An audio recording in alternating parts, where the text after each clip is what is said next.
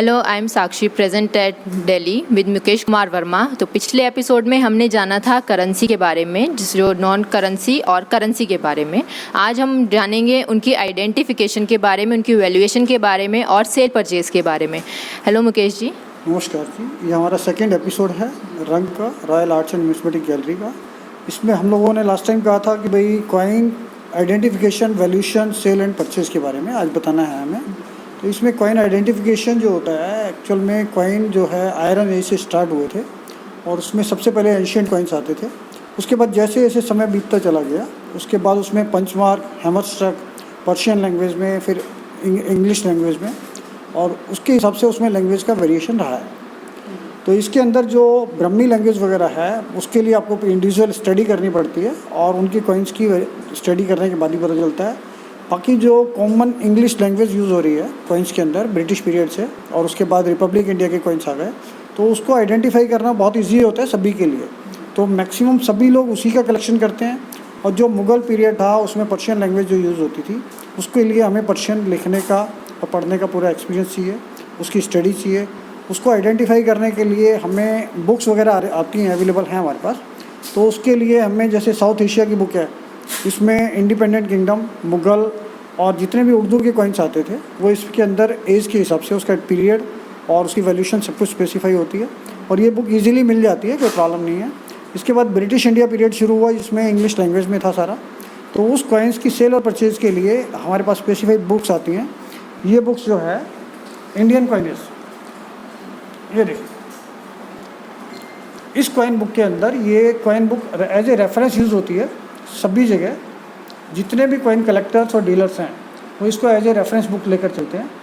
इसके अंदर कॉइन्स की पूरी डिटेल, उसका साइज़, शेप, वेट, पूरी डिटेल्स होती हैं और उसके साथ उसकी वैल्यूएशन दी होती है as per condition of the coins. तो ये बहुत अच्छी एक रेफरेंस बुक है, जिसको आप रेफ़र करके अपने कॉइन्स की वैल्यूएशन देख सकते हैं। उसके अकॉर्डिंगली ही आप इसको सेल परचेज भी कर सकते हैं।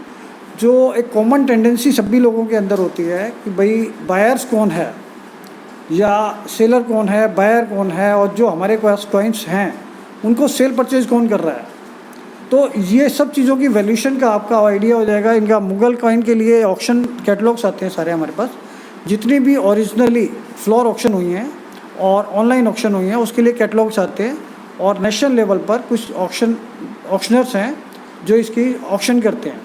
तो ऑक्शन कैटलॉग के अंदर भी हर आइटम की प्रोबेबल एक वैल्यू होती है, उसके अकॉर्डिंगली वो ऑक्शन में जाती है। तो एक वैल्यूएशन का आइडिया आपको ऑक्शन कैटलॉग से मिल जाता है। बाकी ये रेफरेंस बुक्स हैं कॉइन्स के लिए। साईनाथ हिडप्पा की है जो लेटेस्ट बुक अभी रिलीज़ हुई है। इसके अलावा साउथ एशिया है, मरुधर आर्ट्स वालों ने निकाली थी। इसके साथ साथ अगर कोई भी चीज़ आपको सेल और परचेज करनी है, तो इसके लिए बहुत सारे लाखों लोगों की काम कर रहे हैं। एग्जीबिशन के अंदर बहुत सारे डीलर्स आते हैं, जिनके स्टॉल्स होते हैं, काउंटर्स होते हैं, और कोई भी आदमी बायर हो सकता है।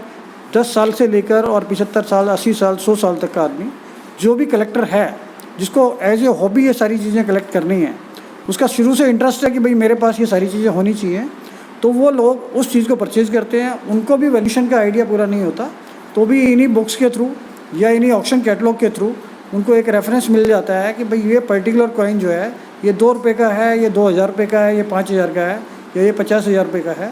वो वैल्यूएशन कोई भी आदमी अगर उसका जजमेंट करना चाहता है, तो ये बुक्स और लिटरेचर हमारे को बहुत हेल्पफुल होते हैं।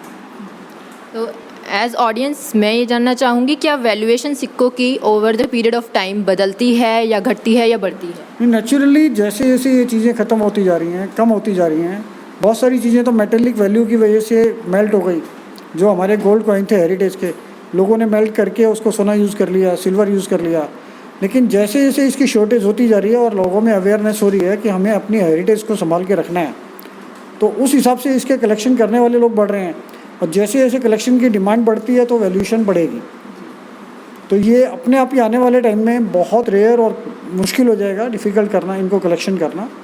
अभी रिपब्लिक इंडिया की कॉइन्स तो ईजीली अवेलेबल हैं, लेकिन ओवर वैल्यूएशन करके जो लोग बताते हैं कि ये लाखों रुपए का है, ये हज़ारों रुपए का है, ऐसा कुछ नहीं है। जो रेफरेंस बुक है उसके अंदर सभी चीज़ों का प्रॉपर एक आइडिया दिया हुआ है, और बुक के अंदर जो भी रेट है वो उसकी कंडीशन के हिसाब से है।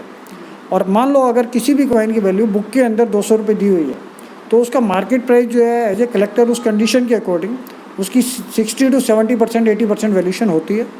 और अगर वो परचेज़र डीलर है जिसको आपसे लेकर आगे बेचना है, सेल करना है, तो उसकी वैल्यूशन 50 to 60% आप मान के चलिए। आप जो बुक्स आप बता रहे हैं जिसके अंदर पूरी डिटेलिंग है, तो आप वो एक बार ऑडियंस को दिखाएंगे। जी, एक तो ये बुक है कॉइन्स की, साईनाथ रेड्डप्पा की, ये लेटेस्ट एडिशन है। ये इजीली अवेलेबल है सभी के पास, हम लोगों के पास भी है। आप लोगों से लेना हो तो ऑर्डर कर सकते हैं इसका, और हम आपको व्हाट्सअप नंबर और बाद में नंबर भी इशू कर देंगे अपने। और बाकी ऑक्शन कैटलॉग भी, जिसके अंदर सारे उर्दू और ये दूसरे जो कॉइन्स आते थे ना मुगल्स पीरियड, इन सब की वैल्यूशन, फोटोग्राफ्स पूरी डिटेल के साथ है। ये सारे ऑथेंटिक ऑक्शनर्स हैं जो पिछले कम से कम 30-40 सालों से काम कर रहे हैं। तो ये जो वैल्यूशन में काम करते हैं, उसके आइडिया के लिए आप उस बुक से भी आइडिया ले सकते हैं कि भाई उसकी क्या वैल्यूशन है, और उसी हिसाब से आप सेल परचेज कर सकते हैं। आज के एपिसोड में हमने जाना कॉइन आइडेंटिफिकेशन, वैल्यूएशन और बायर्स सेलर्स के बारे में। इससे अधिक जानकारी के लिए हमारे साथ मुकेश जी जुड़े हुए हैं। आप अपने सजेशंस और क्वेश्चंस कमेंट सेक्शन में लिख सकते हैं। आपको डिस्क्रिप्शन बॉक्स में एक मेल आईडी भी प्रोवाइड की गई है जिसमें आप अपने क्वेश्चंस हमें भेज सकते हैं, और साथ ही आने वाले कॉइन एग्जीबिशंस की डिटेल्स भी आपको डिस्क्रिप्शन में दी गई है। Thank you so much for watching.